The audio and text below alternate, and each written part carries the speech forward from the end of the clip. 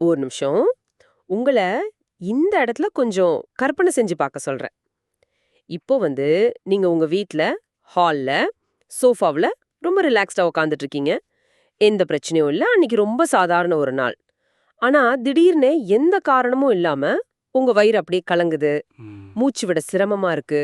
உங்க மூளை ஆபத்து, ஏதோ பெரிய ஆபத்துன்னு கத்துது. ஏதோ ஒண்ணு தப்பா நடக்குது. குறிப்பா பாத்ரூம்ல இருக்க சகோதரிக்கு ஏதோ பெரிய ஆபத்துன்னு உங்க உள்ளுணர்வு பயங்கரமா எச்சரிக்குது. நீங்க பதறி போய் பாத்ரூம் ஓடுறீங்க. ஓகே. அங்கே குளியல் தொட்டியில உங்க சகோதரிக்கு வலிப்பு தண்ணிக்குள்ள மூழ்கிட்டு இருக்காங்க.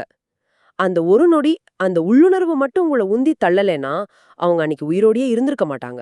இது கேக்குறதுக்கே ஏதோ ஒரு ஹாலிவுட் த்ரில்லர் படத்தோட ஓப்பனிங் சீன் மாதிரி இருக்கலாம். ஆனா, அதாவது 2009ஆம் ஆண்டு இங்கிலாந்துல ஜெம்மா அப்புறம் லியன் ஹாட்டன் அப்படிங்கிற இரட்டையர்களுக்கு உண்மையிலே நடந்த சம்பவம் அது. ஆமா, உண்மைதான். எந்த ஒரு சத்தமும் இல்ல. அவங்க 2 பேரும் பேசிட்டு கூட இல்ல. கரெக்ட். ஆனாலும் ஒருத்தரோட மரண போராட்டம் இன்னொருத்தரோட மூளைக்கு அலாரமா அடிச்சிருக்கு. இது எப்படி சாத்தியம்? இதத்தான் பல நூற்றாண்டுகளா மனித சமூகம் டெலபதி அப்படின்னு சொல்லிட்டு வருது. கண்டிப்பா.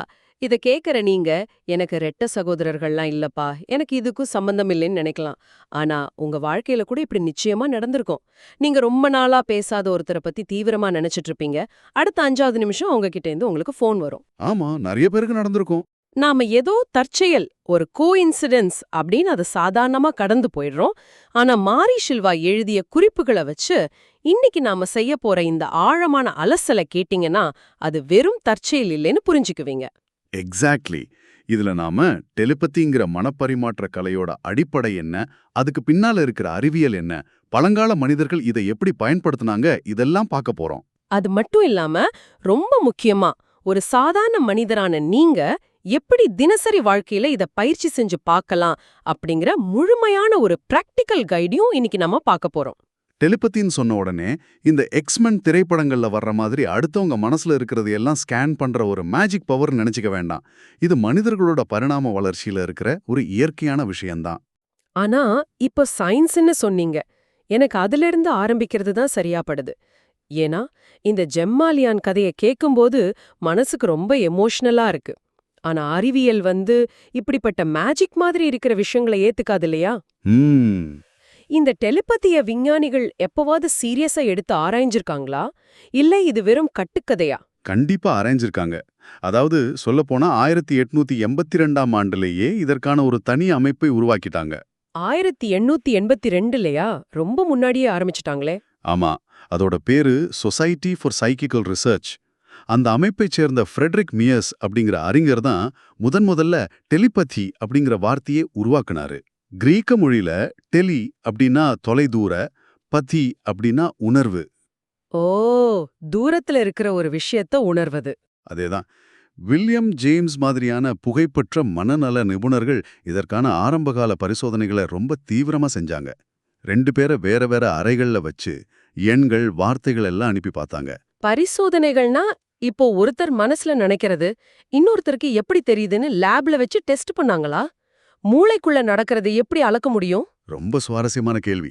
இதற்கான ஒரு மிகப்பெரிய முறையான அறிவியல் பரிசோதனை 1930களில் நடந்துச்சு. டியூக் பல்கலைக்கழகத்தை சேர்ந்த ஜேபி ரைன் அப்படிங்கிறவரு ஒரு சிம்பிளான மெத்தடை கண்டுபிடிச்சார். என்ன மெத்தட் அது? அவர் விசேஷமா டிசைன் பண்ணப்பட்ட இஎஸ்பி அட்டைகளை, அதாவது ஜீனர் கார்டுகளை பயன்படுத்தினார். அந்த அட்டைகள்ல பாத்தீங்கன்னா ஒரு நட்சத்திரம், வட்டம், அலைகள், பிளஸ் குறி, சதுரம்னு 5 உருவங்கள் மட்டும்தான் இருக்கும். ஓகே, 5 உருவங்கள். அவர் என்ன செஞ்சாருன்னா, ஒருத்தரை ஒரு அறையில உட்கார வச்சு ஒரு அட்டையை எடுத்து பார்க்க சொன்னார். இன்னொரு அறையில இருக்கிற இன்னொருத்தல் அந்த அட்டை என்ன உருவம்னு எந்த ஒரு தொடர்பும் இல்லாம கண்டுபிடிக்கணும். ஒரு நிமிஷம். இதெல்லாம் சும்மா ஒரு குத்துமதிப்பா சொல்றதா கூட இருக்கலாமே. இப்போ 5 அட்டையில 1ன்னா 20% தற்செயலா சரியா வர வாய்ப்பு இருக்கே. இதை எப்படி ஒரு அறிவியல் பூர்வமான ஆதாரம்னு எடுத்துக்க முடியும்? நீங்க கேக்குற இதே கேள்வியை தான் அப்போ இருந்த விஞ்ஞானிகளும் கேட்டாங்க. ஆனா அவர் சாதாரணமா ஒரு தடவை 2 தடவை இதை செய்யல. ஆயிரக்கணக்கான முறை செஞ்சார். ஆயிரக்கணக்கான முறையா? ஆமா, பல மனிதர்களை வச்சு செஞ்சார். ஒரு கட்டத்துல தற்செயலா நடக்கிறதற்கான அந்த மேத்தமெட்டிக்கல் ப்ராபபிலிட்டியை தாண்டி மனிதர்கள் தொடர்ந்து சரியான உருவங்களை கண்டுபிடிச்சாங்க. இதுல எல்லாரையும் அதிர வச்ச ஒரு முக்கியமான விஷயம் என்ன தெரியுமா? என்னது? ஒரு அறையில இருந்து பக்கத்து அறைக்கு செய்தியை அனுப்புவதற்கும் 100 மைல் தள்ளி இருக்கிற ஒருத்தருக்கு அனுப்புவதற்கும் எந்த வித்தியாசமும் இல்ல. வாட்? 100 மைல் தள்ளியா? ஆமா, இடையில் இருக்கிற சுவர்களோ மலைகளோ தூரமோ இந்த தகவல் பரிமாற்றத்தை 1% கூட பாதிக்கல. அப்போ தூரமே ஒரு தடை இல்லைன்னு சொல்றீங்க. இத நினைக்கும் போது எனக்கு ஒரு டவுட் வருது. கொஞ்சம் விரிவா அலசுவோம் இத. இடையில இருக்கும் தூரம் ஒரு தடையே இல்லை என்றால் நம்ம மூளை என்ன ஒரு செல்போன் டவர் மாதிரி செயல்படுதா? இப்போ நாம எப்படி வைஃபை மூலமா கண்ணுக்கு தெரியாத சிக்னல் அனுப்புறோம், அந்த மாதிரி நம்ம மூளைக்குள்ள இருந்து ரேடியோ அலைகள் மாதிரி எண்ணங்கள் டிராவல் ஆகுதா? ஆனா ரேடியோ அலைகள் கூட சுவர்கள் இருந்தா பிளாக் ஆகுமே. எக்ஸாக்ட்லி. நீங்க அந்த புள்ளிய பிடிச்சிட்டீங்க. இங்க ஆச்சரியப்பட வைக்கும் விஷயம் என்னவென்றால், அறிவியல் இந்த இடத்துல தான் ஒரு பெரிய சுவத்துல முட்டிக்கிடுச்சு. இது மூளையிலிருந்து வெளிப்படுற சாதாரண மின்காந்த அலைகள் கிடையாது. அப்போ வேற என்ன? ஏன்னா அப்படி இருந்தா தூரம் அதிகரிக்க அதிகரிக்க அதோட பவர் குறையணும். சுவர்கள் இருந்தா அது தடைப்படணும். ஆனா டெலிபதியில அப்படி நடக்கல. இது மூளை சம்பந்தப்பட்டது மட்டும் இல்ல, மனித ஆற்றல் சம்பந்தப்பட்டது. மனித ஆற்றல்னா எனர்ஜியா? ஆமா, அறிவியல் லேப்ல வச்சு மூளைக்குள்ள தேடிட்டு இருந்த ஒரு பதில பலாயிரம் வருஷங்களுக்கு முன்னாடியே பழங்கால கலாச்சாரங்கள் நம்ம உடலோட சக்தி மையங்கள்ல, அதாவது சக்கரங்கள்ல கண்டுபிடிச்சிட்டாங்க. கொஞ்சம் இருங்க. அறிவியல் ஆய்வுல இருந்து தடாலடியா சக்கரங்கள், ஆறா அப்படின்னா ஆன்மீகத்துக்குள்ள போறீங்க. இது ரெண்டுக்கும் என்ன சம்பந்தம்? சயின்டிபிக் டெஸ்ட்ல நிரூபிக்கப்பட்ட ஒரு விஷயத்த இந்த சக்கரங்கள் எப்படி விளக்குதுன்னு எனக்கு புரியல. நான் விளக்குறேன். நம்ம உடல்ல சக்கரங்கள் அப்படிங்கிறது வெறும் கற்பனை இல்ல. நரம்பு மண்டலங்கள் அதிகமா ஒன்னு சேர்ற இடங்களைத்தான் பழங்காலத்துல அப்படி அழைச்சாங்க. மாரி சில்வா இதை ரொம்ப அழகா 3 வகையா பிரிக்கிறாரு. ஓகே, 3 வகையான டெலிபதி. முதல் நிலை என்னன்னா உள்ளுணர்வு டெலிபதி. ஓகே, உள்ளுணர்வுனா இன்ஸ்டிங்க்டா? ஆமாம். இது மனிதர்களுக்கும் சரி விலங்குகளுக்கும் சரி ரொம்ப இயல்பா பொதுவா இருக்கிற ஒரு வகையான அடிப்படை ஆற்றல். இதத்தான் நாம சாதாரணமா குடல் உணர்வு அல்லது கட் ஃபீலிங் அப்படின்னு சொல்றோம். Cut feeling, right? இதுக்கு நம்ம உடம்புல இருக்கிற சோலார் பிளெக்சஸ், அதாவது நம்ம வயிற்று பகுதியில இருக்கிற அந்த ஆற்றல் சக்கரம் தான் மையப்புள்ளி. ஒரு நிமிஷம், வயிற்று பகுதியிலிருந்து எப்படி தகவல் போகும்? மூளை வழியா தகவல் போகுதுன்னா அதுல ஒரு லாஜிக் இருக்கு. ஆனா குடல்ல இருந்து ஒருத்தருக்கு எப்படி டெலிபதி மெசேஜ் போக முடியும்? இது ரொம்பவே கற்பனையா இருக்கே. அது கற்பனை கிடையாது. அதுக்கு பின்னாடி ஒரு ஆழமான உடலியல் உண்மை இருக்கு. நவீன மருத்துவம் கூட இன்னைக்கு நம்ம குடல 2வது மூளைன்னு தான் சொல்லுது. ஓஹோ, அப்படியா? ஆமா, என்டரிக் நர்வஸ் சிஸ்டம்னு சொல்லுவாங்க. நம்ம உணர்ச்சிகள், பயம், உள்ளுணர்வு எல்லாமே நேரடியா குடலோட சம்பந்தப்பட்டது. இதனால தான் உங்களுக்கு ஒரு ஆபத்துனா உடனே வயித்துல ஒரு திக்குன்னு உணர்வு வருது. ஆமா ஆமா, பயந்தா வயித்துல பட்டாம்பூச்சி பறக்கிற மாதிரி ஒரு மாதிரி ஆகும்ல. எக்ஸாக்ட்லி. இது நம்ம பண்டைய கலாச்சாரங்கள் ரொம்ப அழகா உருவகப்படுத்தியிருக்காங்க. ஹவாய் தீவுகள்ல இருந்த கஹூனாக்கள் அப்படிங்கிற பூர்வீக புரோகிதர்கள் இந்த சோலார் பிளெக்சஸ் சக்கரத்துல இருந்து ஒரு வெள்ளி நூல் வெளியில வந்து நம்ம அன்பு செலுத்துறவங்களோட இணைக்கப்பட்டிருக்குன்னு நம்புனாங்க. ஆப்பிரிக்காவில இருக்கிற கலஹாரி புஷ்மென்கள் இத தொப்புள் கொடி கம்பி அப்படின்னும், ஜாப்பானியர்கள் இத ஹரகே, அதாவது வயிறு மூலமான தகவல் தொடர்பு அப்படின்னு அழைச்சாங்க. ஓ, அப்போ அந்த காலத்துல நரம்பு மண்டலத்தோட அந்த ஆழமான இணைப்ப உருவகப்படுத்தி அப்படி சொல்லியிருக்காங்க. ஆமா. ஆனா ஒரு சந்தேகம், இந்த குடல் உணர்வு மூலமா ஆபத்து அல்லது பயம் மாதிரியான ஒரு எமர்ஜென்சி அலர்ட் மட்டும்தானே கொடுக்க முடியும். கரெக்ட். வீட்டுக்கு வரும்போது பால் வாங்கிட்டு வா மாதிரியான தெளிவான எண்ணங்களை வெறும் வயித்துல இருந்து அனுப்ப முடியாது. அப்போ அதுக்கு வேற ஒரு உயர்ந்த நிலை இருக்கணுமே. மிக சரியான கேள்வி. அந்த தெளிவான எண்ணங்களை பரிமாறிக்கிற இடத்துக்கு தான் 2வது நிலை வருது. அது மன டெலபதி. மன டெலபதி, ஓகே. இதுதான் நாம சாதாரணமா நினைக்கிற மனசுக்கும் இடையிலான தொடர்பு. இது பாத்தீங்கன்னா நம்ம தொண்டை பகுதியில இருக்கிற தொண்டை சக்கரம் மற்றும் ஆரிக் புலம் ஆகியவற்றுடன் தொடர்புடையது. ஆரிக் புலம்னா என்ன? ஆறாவா? ஆமா, ஆரிக் புலம் அப்படிங்கிறது ஒவ்வொரு மனிதனை சுற்றியும் இருக்கிற ஒரு மின்காந்த ஆற்றல் களம், அதாவது ஒரு வைப்ரேஷனல் ஃப்ரீக்வன்சி. இந்த ஆரிக் புலம் எப்படி 2 மனசுக்கு நடுவுல ஒரு பாலமா செயல்படுதுன்னு கொஞ்சம் விளக்கமா சொல்லுங்களேன். அது எப்படி சிக்னலை கடத்துது? இது ரொம்ப சிம்பிள். இசைக்கவைகள் பத்தி கேள்விப்பட்டிருப்பீங்க, அதாவது டியூனிங் ஃபோக்ஸ். ஆமா, பிசிக்ஸ் லேப்ல பாத்திருக்கேன். அதேதான். ஒரு குறிப்பிட்ட அதிர்வெண்ல அதிர்ந்துகிட்டு இருக்கிற ஒரு இசைக்கவைக்கு பக்கத்துல அதே அதிர்வெண் கொண்ட இன்னொரு இசைக்கவைய கொண்டு வந்தா 2வதும் தானாகவே அதிர ஆரம்பிக்கும். ஓ, ரெசோனன்ஸ்னு சொல்லுவாங்க, அதுதானே? ஆமா, ரெசோனன்ஸ். அதே மாதிரி தான் மனிதர்களும். ஒவ்வொரு மனிதனும் ஒரு குறிப்பிட்ட அதிர்வெண்ல அதிர்ந்துகிட்டு இருக்கான். 2 நபர்களோட ஆற்றல் அதிர்வெண்கள் ஒரே நேர்கோட்டுல வரும்போது அவங்களோட ஆரிக் புலங்கள் ஒன்றிணையுது. அப்போ அது வழியா தகவல் போகுதா? ஆமா. அப்போ அவங்களுக்கு இடையிடை எந்த சொல்லும் இல்லாமலே எண்ணங்கள் பரிமாறப்படுது. இதுதான் மன டெலிபதியோட அடிப்படை அறிவியல். வாவ்! ரெசனன்ஸ் அப்படிங்கிற அந்த லாஜிக் ரொம்பவே தெளிவா இருக்கு. அப்படியானால் 3வது நிலை இதைவிட சக்தி வாய்ந்ததா இருக்குமா? கண்டிப்பா. 3வது நிலை ரொம்பவே ஆழமானது. அதோட பேரு ஆன்மீக டெலிபதி. ஆன்மீக டெலிபதி ஸ்பிரிச்சுவல் லெவல்ல நடக்கிறதா? ஆமா. இது வெறும் மனதிற்கும் மனதிற்கும் இடையிலான தொடர்பு கிடையாது. இது ஆன்மாவிற்கும் ஆன்மாவிற்கும் இடையிலான தொடர்பு. இது பாத்தீங்கன்னா நம்ம தலையின் உச்சியில இருக்கிற கிரீட சக்கரம் மூலமா செயல்படுது. கிரவுன் சக்ரா. ம். இந்த சக்கரம் திறக்கப்படும்போது ஒரு மனிதன் உயர்ந்த ஆன்மீக உலகங்களோட, அதாவது பிரபஞ்ச பேரறிவோடையே தொடர்பு கொள்ள முடியும்னு ஆதாரங்கள் சொல்லுது. ஆன்மாவுக்கும் ஆன்மாவிற்கும் இடையிலான தொடர்புனா அது ரொம்பவே ஒரு மாதிரி அப்ஸ்ட்ராக்டா இருக்கே. இதுக்கு எந்த மாதிரியான பாலம் செயல்படுது? இத நாம ஒரு பெரிய கண்ணோட்டத்துல பார்த்தோம்னா, இதுக்கு ஆன்மா இணைப்பு அப்படிங்கிறது தான் ஆன்மீக தளத்துல ஒரு பிரம்மாண்டமான பாலமா செயல்படுதுங்க. சோல் கனெக்ஷன் சொல்லுவாங்களே அதுவா? ஆமா. ஒத்த அதிர்வெண் கொண்ட ஆன்மாக்கள் எந்தவிதமான பௌதிக தடைகளும் இல்லாம இந்த இணைப்பு வழியா தங்களுக்குள்ள ஆற்றலையும் மிக உயர்ந்த தகவல்களையும் பரிமாறிக்குதுங்க. ஆச்சரியமா இருக்கு. இந்த 3 நிலைகளுமே ஒன்னோடு ஒன்னு பின்னி பிணைஞ்சவைதான். உள்ளுணர்வுல ஆரம்பிச்சு மன டெலிபதி வழியா பயணிச்சு ஆன்மீக டெலிபதியில போய் முடியுது. இந்த கான்செப்ட் எல்லாம் கேட்கறதுக்கு ரொம்பவே பிரம்மாண்டமா இருக்கு. ஆனா என்ன பொறுத்த வரைக்கும் என் மனசு எப்பவுமே 1000 விஷயங்களை ஒரே நேரத்துல யோசிச்சுக்கிட்டு ரொம்ப இரைச்சலாவே இருக்கு. அது சாதாரண மனித இயல்புதான். என்னை மாதிரி ஒரு சாதாரண மனிதன், ஒரு தொடக்க நிலையாளரா இந்த நுட்பமான சிக்னல்களை எப்படி தன் அன்றாட வாழ்வுல உணரத் தொடங்குறது? ஏன்னா சாதாரண வைஃபை சிக்னலே நம்மளால பார்க்க முடியல. இதுல இந்த டெலிபதி சிக்னல் எப்படி பிடிக்கிறது? ஆதாரங்கள்ல இதுக்கு ஏதாவது பயிற்சி இருக்கா? நிச்சயம் இருக்கு. உங்க மாதிரி ஒரு ஒரு தொடக்க நிலையாளருக்காகவே ரொம்ப தெளிவான 3 தினசரி பயிற்சிகளை ஆதாரங்கள் பரிந்துரைக்குது. என்ன பயிற்சிகள் அது? டெலிபதிய பழகுறதுக்கு முதல் தேவை என்ன தெரியுமா? மனசுல இருக்கிற அந்த அதீத இரைச்சலை குறைக்கிறது தான். அதுக்கான முதல் பயிற்சி அடிப்படை மூச்சு தியானம். ஒரு நிமிஷம். மூச்சு தியானம்னா எல்லாருக்கும் தெரிஞ்சது தானே? அமைதியா உட்கார்ந்து மூச்சை உள்ளே எடுத்து வெளியில விடுறது. ஆனா டெலிபதிக்கு இது ஏன் அவ்வளவு முக்கியம் சொல்லுங்க?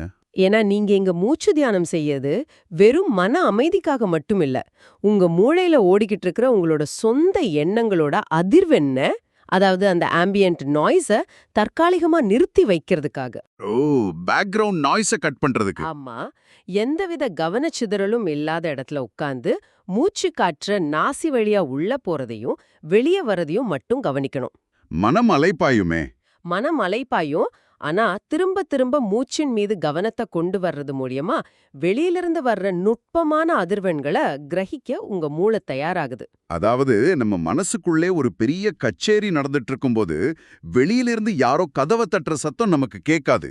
அந்த கச்சேரியை நிப்பாட்டுறது தான் இந்த மூச்சு தியானம். அருமை. 2வது பயிற்சி என்ன? 2வது மைண்ட்ஃபுல்னஸ் தியானம். இது ஒரு அற்புதமான சைக்கலாஜிக்கல் ட்ரிக். ட்ரிக்கா? அது என்ன? நீங்க தியானத்துல உட்காரும்போது உங்க மனக்கண்ணுல ஒரு கற்பனை மேசைய நிறுத்திக்கங்க. ஒரு இமேஜினரி டேபிள். ஓகே, ஒரு மேசைய கற்பனை பண்ணிக்கிட்டேன். உங்களுடைய அன்றாட கவலைகள், இஎம்ஐ கட்டணமேன்ற பயம், ஆஃபீஸ் டென்ஷன் எல்லாத்தையும் ஒண்ணு விடாம ஒவ்வொன்னா எடுத்து அந்த மேசை மேல வைப்பதா கற்பனை செய்யுங்க. இது கேட்கறதுக்கு ரொம்ப சுவாரஸ்யமா இருக்கு. நம்ம மூளைக்கு நாமளே ஒரு ஃபோல்டர் கிரியேட் பண்ணி இப்போதைக்கு இந்த லக்கேஜ் எல்லாம் அங்கே இருக்கட்டும்னு சொல்றோம் இல்லையா? மிகச்சரியாக சொன்னீங்க. அந்த லக்கேஜ் எல்லாம் இறக்கி வச்ச பிறகு உங்க மனசுல ஒரு பெரிய லேசான தன்மை வரும். கண்டிப்பா. அந்த நொடியில, அதாவது பிரசன்ட் நவுல உங்களை முழுமையா இருத்திக்கிறது தான் இந்த பயிற்சி. இறந்த காலமும் எதிர்காலமும் ஒரு மாயை, இந்த நொடி மட்டும்தான் நிஜம்ங்கிறத உணரும்போது உங்களுடைய ஆற்றல் களம் ரொம்பவே விரிவடையும். ரைட். இப்போ 3வது பயிற்சி என்ன? அடுத்த 3வது பயிற்சி கவனம் குவிக்கும் பயிற்சிகள்.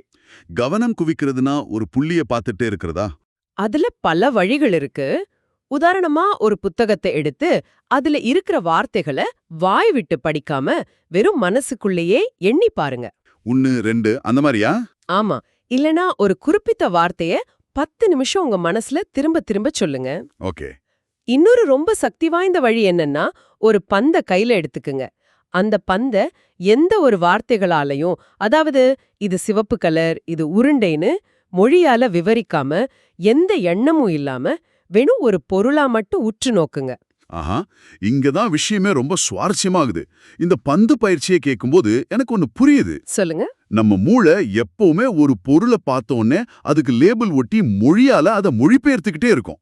ஆமா, நம்ம மூளைக்கு அந்த பழக்கம் இருக்கு. அந்த மொழி மையத்தை, அதாவது லாங்குவேஜ் சென்டரை பைபாஸ் பண்ணிட்டு நேரடியா விஷயத்தை உணர்றதுக்கான பயிற்சி தான் இது. இது கிட்டத்தட்ட நம்ம மூளைக்கு ஒரு நாய்ஸ் கேன்சலிங் ஹெட்போன்ஸ் மாற்ற மாதிரி இல்லையா?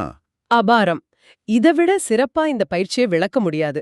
வெளியில இருக்கிற சத்தத்தையும் தடுத்து, உள்ளுக்குள்ள நாமே பேசுற சத்தத்தையும் தடுத்து, அந்த தூய்மையான அதிர்வெண்ணை மட்டும் கேட்கறதுக்காக பண்ற பயிற்சி தான் இது.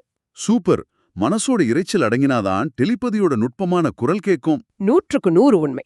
ஓகே, இப்போ மூளையை அமைதியாக்கியாச்சு, நாய்ஸ் கேன்சலிங் ஹெட்போன்ஸும் போட்டாச்சு. அடுத்தது என்ன? அடுத்தது நம்ம செய்முறை விளக்கம். ஆமா, இந்த கேட்டுக்கிட்டு இருக்கிறவங்க எல்லாரும் ரொம்ப ஆர்வமா எதிர்பார்க்கிற அந்த பிராக்டிக்கல் கைடு.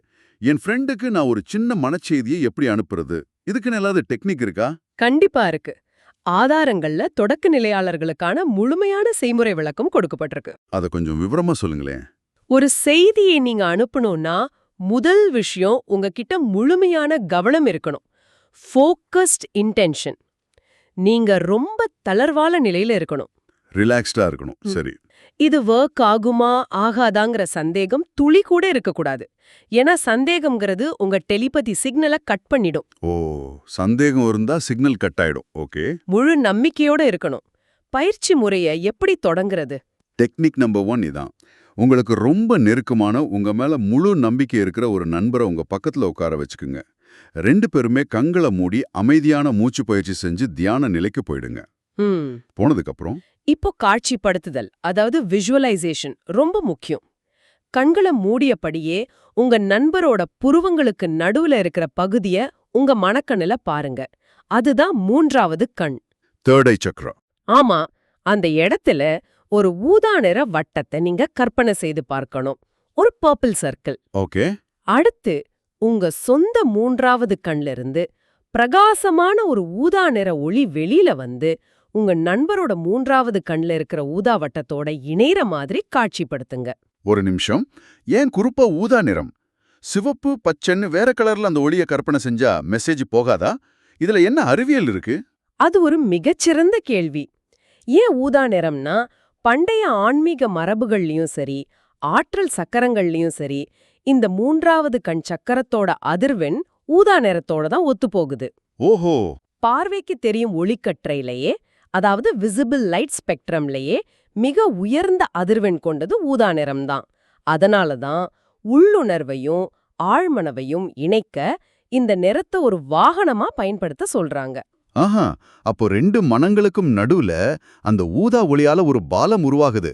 அந்த பாலம் உறுதியானதும் என்ன செய்யணும்? அந்த ஒளி இணைப்பு வலுவா ஏற்பட்டதும் ரொம்ப சின்னதான சுலபமான ஒரு செய்திய அந்த ஊதா நிற ஒளி வழிய செலுத்துங்க. என்ன மாதிரி செய்தி? உதாரணமா, அந்த புத்தகத்தை எடு அல்லது எனக்கு குடிக்க தண்ணீர் கொடு அப்படின்னு மனசுக்குள்ளேயே கட்டளையிடுங்க. ஆனா வார்த்தைகளை அனுப்பணுமா? நீங்க அந்த வார்த்தைகளை சொல்றதை விட அந்த செயல் நடக்கணுங்கிற நோக்கத்தை அந்த ஒளிப்பாலம் வழியா அனுப்புங்க. அதுதான் முக்கியம். ரைட். இது போய் சேர்ந்துருச்சுன்னு எனக்கு எப்படி தெரியும்? நான் எவ்வளோ நேரம் இதை ட்ரை பண்ணிட்டே இருக்கணும்? அதுதான் உங்க உள்ளுணர்வோட வேலை. நீங்க தொடர்ந்து முழுமையான கவனத்தோட இதை செய்யும்போது ஒரு கட்டத்துல உங்க மனசுக்குள்ளேயே ஒரு கிளிக் ஆகுற மாதிரியான உணர்வு தோன்றும். கிளிக் ஆகுற மாதிரி ஒரு உணர்வா? ஆமா, அதாவது செய்தி போய் சேர்ந்துடுச்சு அப்படிங்கிற ஒரு உறுதியான குடல் உணர்வு உங்களுக்கு ஏற்படும். அந்த நிமிஷம் அந்த செய்தி உங்க நண்பரை அடைஞ்சிருக்கும். சூப்பர். அப்ப அவ்வளவுதானா? பயிற்சி முடிஞ்சிருச்சா? இல்ல, இங்க ஒரு மிக முக்கியமான எச்சரிக்கையையும் நம்ம ஆதாரங்கள் பதிவு செஞ்சிருக்கு. எச்சரிக்கையா? அது என்ன? நீங்க உங்க மனசோட கதவுகளை திறந்து மற்றவர்கள் மனசோட தொடர்பு கொள்றீங்க. அப்போ அந்த திறந்த கதவு வழியா தேவையில்லாத எண்ணங்களும் மற்றவர்களோட எதிர்மறை ஆற்றல்களும் உங்களுக்குள்ள வர வாய்ப்பு இருக்கு. ஆமா, அதுவும் ஒரு ரிஸ்க் தானே. அதனால பயிற்சி முடிஞ்ச உடனே அந்த ஊதா நிற ஒளி துண்டிக்கப்படுறதாகவும் உங்களுடைய தளபதி கதவை நீங்களே உறுதியா மூடுறதாகவும் கற்பனை செஞ்சுக்கணும். இது உங்களோட ஆற்றலை தேவையில்லாம விரயம் செய்யாம பாதுகாக்க உதவும். இது ரொம்பவே அவசியமான பாயிண்ட். ஆமா, எல்லாத்தையும் ஓபன் பண்ணி வச்சா வெளியில இருக்கிற தேவையில்லாத நச்சு எண்ணங்களாம் வைரஸ் மாதிரி நமக்குள்ள வந்துரும்ல. கரெக்டா சொன்னீங்க. நம்ம மனச ஒரு ரேடியோ மாதிரி வச்சுக்கணும். தேவையான ஸ்டேஷனை மட்டும் டியூன் பண்ணி கேட்டுட்டு தேவை முடிஞ்சதும் அதை ஆஃப் பண்ணிடணும். அப்படிதானே? 100% உண்மை. உங்களுடைய ஆற்றலை கட்டுப்பாட்டுல வச்சுக்கிறது டெலிபதியில மிக முக்கியமான விதியாகும். சூப்பர். நாம இந்த விரிவான அலசலோட இறுதி பகுதிக்கு வந்துட்டோம். நேரம் போனதே தெரியல. ஆமா, இதுவரை நம்ம பேசினதை தொகுத்து பார்த்தோம்னா டெலிபதிங்கிறது யாரோ சிலரால செய்யப்படுற மேஜிக் கிடையாது. அது நம்ம எல்லாருக்குள்ளேயும் உறங்கிக்கிட்டு இருக்கிற ஒரு இயற்கையான தகவல் தொடர்பு மொழி. நிச்சயமா. மிருகங்களோட நம்ம பகிர்ந்துக்கிற குடல் உணர்வுல தொடங்கி தொண்டை மற்றும் ஆரிக் புலம் வழியா செயல்படுற மன டெலிபதியை கடந்து பிரபஞ்சத்தோடையே நம்ம இணைக்கிற ஆன்மீக நிலை வரைக்கும் அது எவ்வளவு பறந்து விரிஞ்சிருக்குன்னு பார்த்தோம்.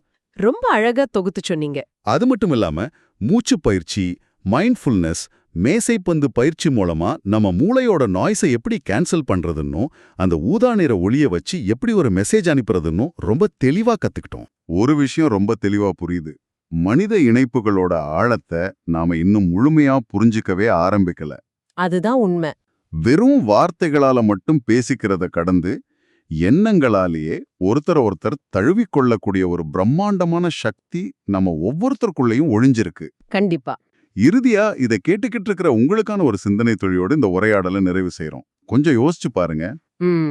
இந்த சமூகத்துல இருக்கிற எல்லாரும் இந்த டெலிபதி ஆற்றலை முழுமையா அடைஞ்சிட்டா என்ன நடக்கும்? ஒரு பெரிய மாற்றமா இருக்கும். ஆமா, ஒருத்தருடைய எண்ணங்கள் இன்னொருத்தருக்கு ரொம்ப தெளிவா தெரிஞ்சிரும்.